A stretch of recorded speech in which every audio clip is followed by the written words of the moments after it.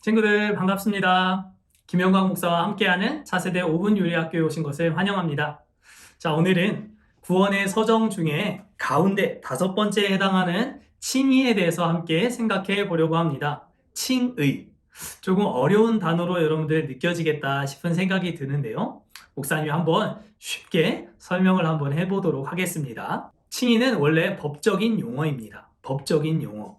법에서 사용하는 단어라는 것이죠. 그런데 우리가 구원을 받는 일에 있어서 이러한 법적인 용어들까지 사용하면서 설명해야 할 이유가 무엇이 있었을까요? 죄는 무엇이라고 했죠? 죄는 불법, 불순종이라고 했어요. 죄 자체가 법을 거스르는 일, 불법이었기 때문에 법적인 용어가 우리에게 필요하다라고 하는 것을 우리는 알 수 있어요. 자, 우리 소요리 문답 33번째 문답을 함께 읽어보겠습니다.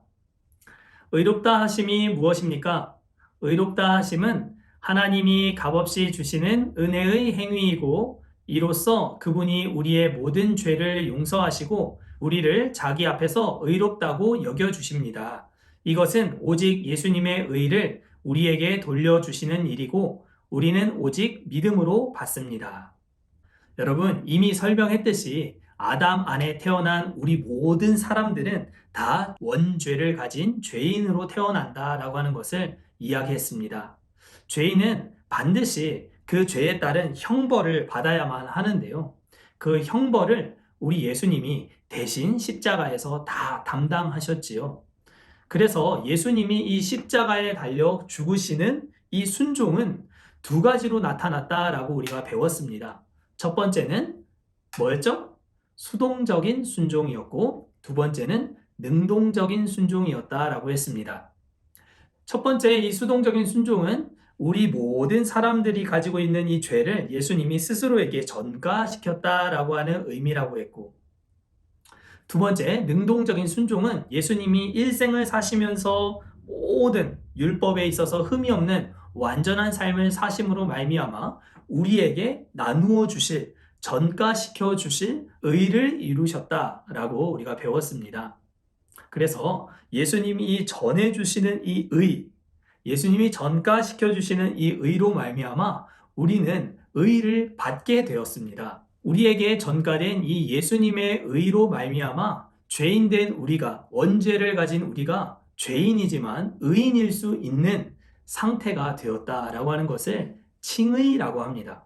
의롭다 여겨주심, 의롭게 여겨주심. 이것이 칭의인 것이죠. 죄인이 의의 옷을 입게 된 것입니다.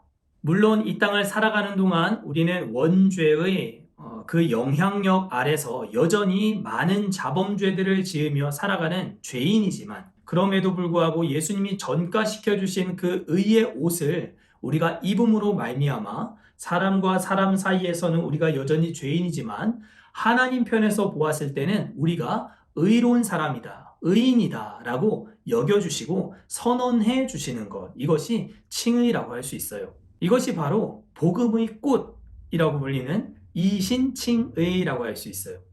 오직 의인은 믿음으로 말미암아 살리라 하는 하나님의 말씀을 깨달았던 마틴 루터가 붙잡았던 중요한 요리인 것이죠.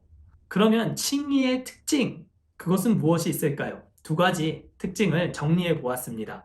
첫 번째 칭의의 특징은 이 의가 죄인의 노력으로 얻어지는 것이 아니라 순전히 예수님이 완성하신 의로 말미암아 이루어지는 의이다라는 거예요. 로마서 4장 25절을 보면 예수는 우리 범죄함으로 내어줌이 되고 또한 우리를 의롭다 하심을 위하여 살아나셨느니라 라고 말씀하고 있습니다. 우리가 갖게 된 의로움이 예수님의 죽으심과 부활하심으로 말미암아 이루어진 것이다 라는 것이 칭의의 특징입니다. 두 번째, 이 칭의의 특징은 우리가 담당해야 할 모든 형벌로부터 자유함을 얻게 되는 하나님의 선언이다 라고 하는 것이 중요합니다. 그리고 이것은 단회적입니다. 단일회적이라는 것이죠. 두 번이 있을 수 없는 일, 한 번으로 충분한 일이다 라고 하는 것이 중요합니다. 매우 중요합니다. 마치 우리가 소명, 그 다음 중생이라고 했잖아요. 이 중생이 다시 태어나는 거예요. 본 어게인이라고 할 수 있는데요. 이 다시 태어나는 일이 한 번 이루어지는 일이듯이 칭의 역시 우리 하나님께서 한 번 딱 선언하시면 그때부터 우리 죄로 말미암아 담당해야 할 형벌에 있어서는 우리가 완전히 깨끗하게 자유함을 누릴 수 있게 되는 것. 이것이 바로 칭의의 두 번째 특징이라 할 수 있어요.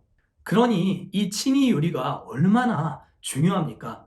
어떤 신학자는 칭의 요리, 이 칭의 요리가 교회가 살고 죽는 것을 판가름하는 좌우할 정도의 아주 중요한 위대한 요리다라고 이야기한 바도 있습니다. 그리고 우리 개신교, 우리 기독교는 이 칭의 요리를 재발견하면서부터 시작된 종교라고 할 수 있어요. 그러니 칭의가 얼마나 중요합니까? 여러분들이 이 칭의 요리를 딱 마음에 묵상 한번 해보세요. 하나님이 내가 담당해야 할 모든 형벌로부터 자유함을 선언해 주셨다. 의인이라고 말해 주셨다. 라고 하면 여러분들 마음이 어떻습니까? 너무너무 들뜨고 기쁘지 않나요? 이 중요한 요리 여러분들이 꼭 기억할 수 있기를 바라고요. 오늘 요리는 여기까지. 자, 우리 내일 이 시간에 다시 만날게요. 안녕!